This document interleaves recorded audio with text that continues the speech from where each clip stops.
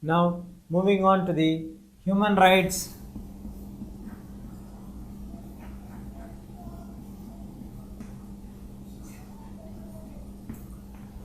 movements or approaches.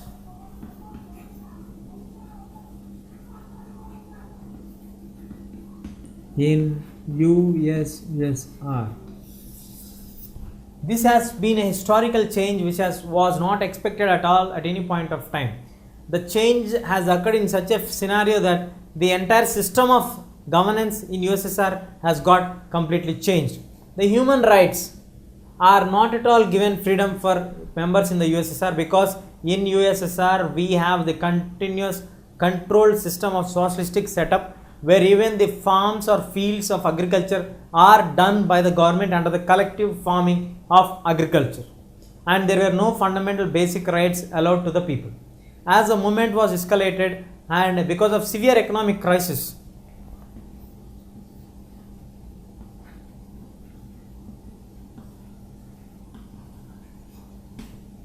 happened in early 1980s in East Europe.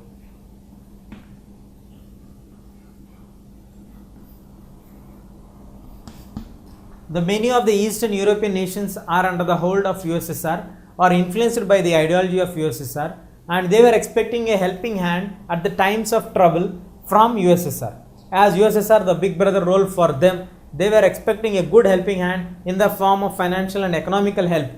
But in actual reality, there was a trouble even in the existence of USSR itself. The people started to demand for better rights for them, because under the leadership of Mikhail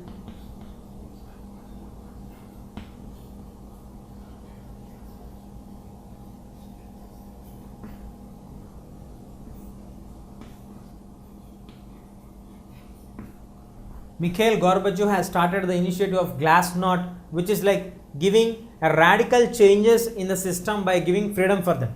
Till now, the USSR has not tasted any kind of freedom for them.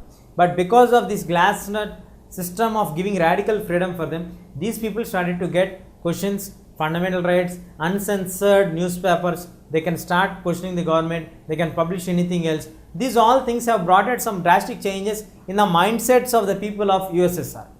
At this the same point of time, in the background where the Eastern European countries are expecting some helping hand from USSR, could not reach to the maximum extent and could not at all do any service for them, because they are caught up with the internal problems what they are having, and in the process of journey, and we have a coup d'etat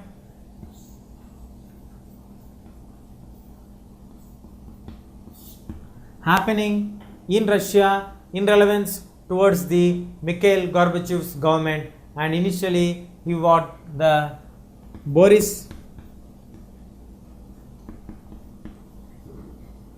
Yeltsin emerged as the new president of USSR, and as soon as he emerged as new president of USSR, immediately he has disbanded all the nations groups to be not to be banned in USSR. They are free to form their independent nations, and it's not compulsory for them to be an ally of the emerging new nation of Russia. This made to get USSR dismantled in the year 1991. This dismantling of USSR has brought down the tensions in the entire world scenario of the Cold War concept, where USA and USSR were considered as the two symbols of Cold War issues between the different nations, and they have taken different sides and fought for the last 46 years. The initiative was at the very par of excellence. The Cold War has seen the extreme phases in the last 46 years, but finally in 1991, after USSR got disintegrated and emerged into Russia and the allied nations, the Cold War concept has completely gone down or into the zero level status. In this way, it has emerged as a human rights approach towards a blocked nation, a controlled nation, to a free nation, where they have turned into a democratic presidential election systems, and now they are following the successful democratic setup which has been successful. Now we have the President Putin as the leader of the Russia, and he has been serving as president from the 2012 elections onwards. and he has been a competent leader, and he is going to give a tough fight for the world scenario that he is going to hold on Russia as a emerging fast developed nation, and there are no more words to say, like it is a tough competitor to US.